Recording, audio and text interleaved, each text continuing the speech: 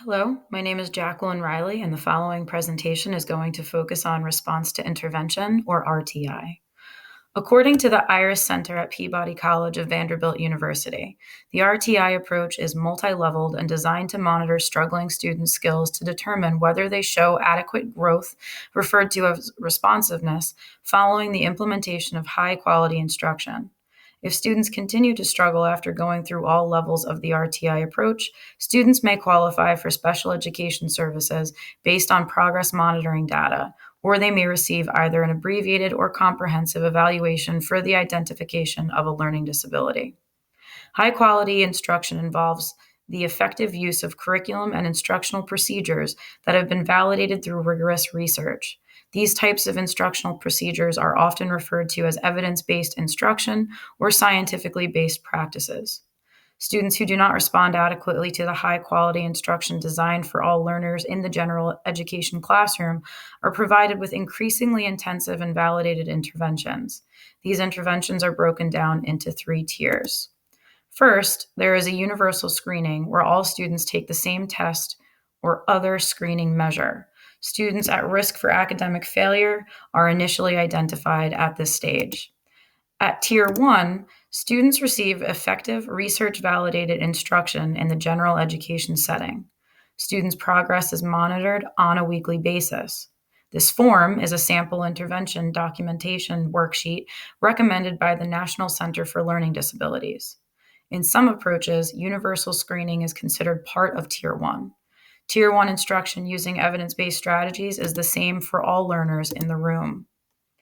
At Tier 2, students who struggle with class content receive different or additional support from the classroom teacher or another educational professional in small groups. Students' progress continues to be monitored. At Tier 3, students whose progress is still insufficient in response to Tier 2 instruction may receive even more intensive instruction, which can be provided in a variety of ways. Often, at this level, instruction is individualized. Depending on a state's or district's policies, it is once a student gets to Tier 3 that they may qualify for special education services following a comprehensive evaluation. However, students do not have to wait until Tier 3 to be evaluated. As with any diagnostic tool or approach, there are positives and negative aspects of implementing a district-wide response to intervention program. Let's start with the potential negatives.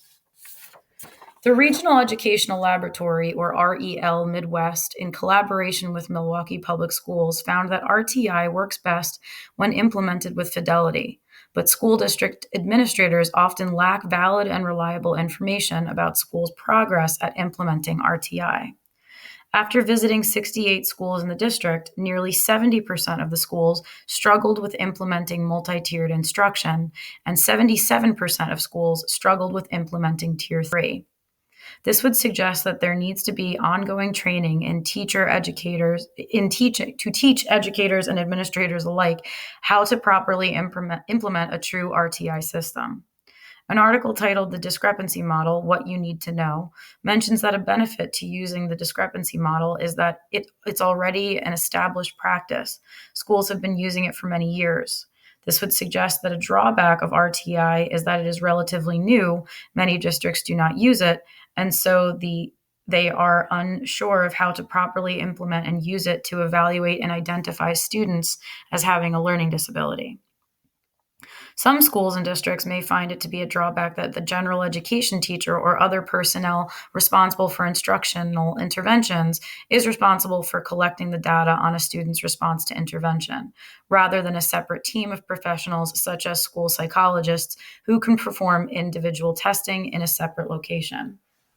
Finally, a memorandum to state directors of special education in 2011 states that it has come to the attention of the Office of Special Education Programs, or OSEP, that in some instances, local educational agencies may be using response to intervention strategies to delay or deny a timely initial evaluation for children suspected of having a disability.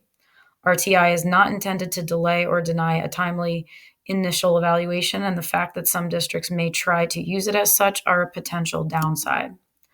Conversely, the IRIS Center at Peabody College of Vanderbilt University highlights numerous positives of using RTI, including early intervening, meaning providing assistance to students early when they begin to struggle.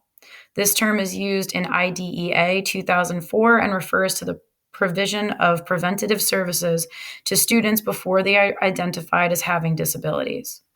Next, RTI implemented with fidelity ensures that all students receive high-quality, evidence-based instruction in the general education classroom before referrals to special education are made.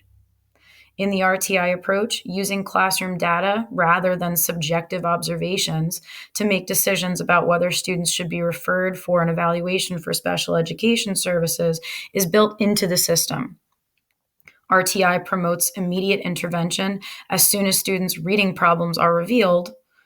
RTI and early intervening often prevents substantial reading difficulties from developing. And finally, RTI and early intervening reduces inappropriate referrals and placements in special education for students with learning disabilities.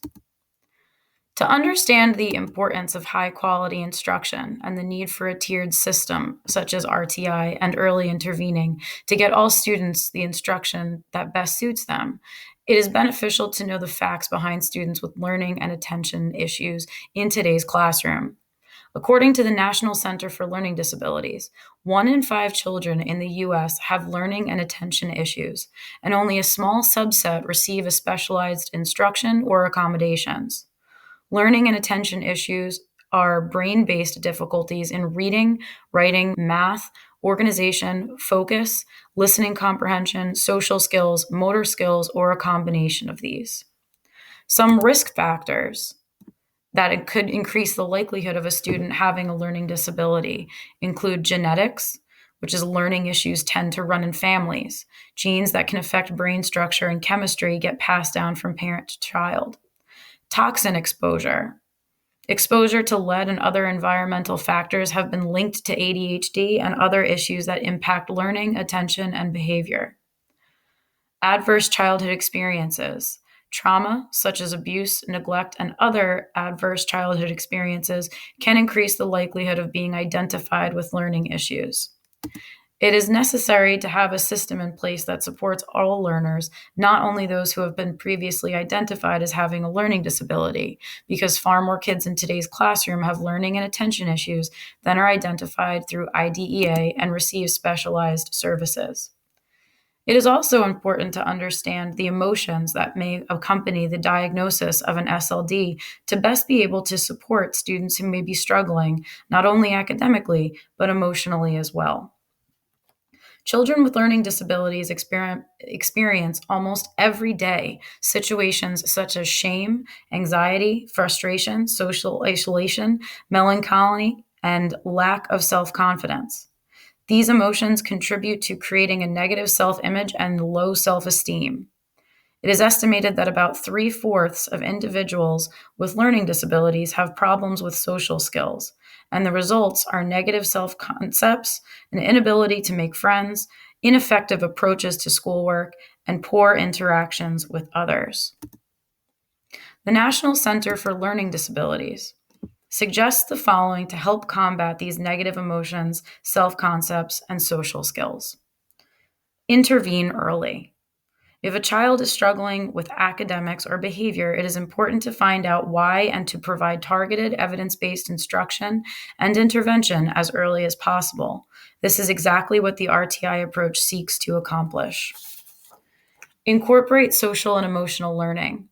Embedding social and emotional learning instruction into the curriculum and tailoring it for students with learning and attention issues can help develop important skills such as managing emotions and persevering.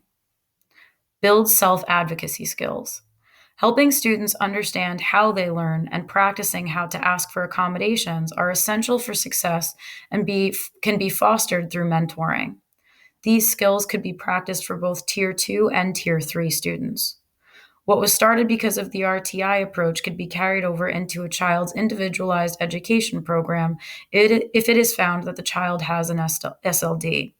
This way, self-advocacy skills and social-emotional learning have already begun, and the student has a foundation of learning how to be positive, persistent, and understand how they learn specifically. There are many positive aspects to adopting an RTI approach, but there are also a number of factors to consider before implementing such a program. First, parents should be informed that an RTI approach has been adopted by a school or district, and it is still the parent's right to request an evaluation with no specialized exception for circumstances where the school is attempting high quality research based interventions, if the parent thinks an evaluation is necessary. Next, training will need to take place in order for teachers and administrators alike to understand how exactly to implement a plan with fidelity. Items to consider would include: what will the universal screening look like and focus on? How would teachers know whether or not they are teaching using evidence based strategies? What should the progress monitoring look like and how should it be recorded? Who will be in charge of additional supports when students reach Tier 2 and Tier 3? When should a student be recommended for evaluation? And what is the best way to incorporate self-advocacy and social-emotional learning at the Tier 1 level? Finally, many students with learning disabilities or who may have learning disabilities benefit from being taught strategies to help them identify, organize, understand, and remember important information as they read their textbooks. Students with learning disabilities might need to use alternative means or assistive technology to do their schoolwork.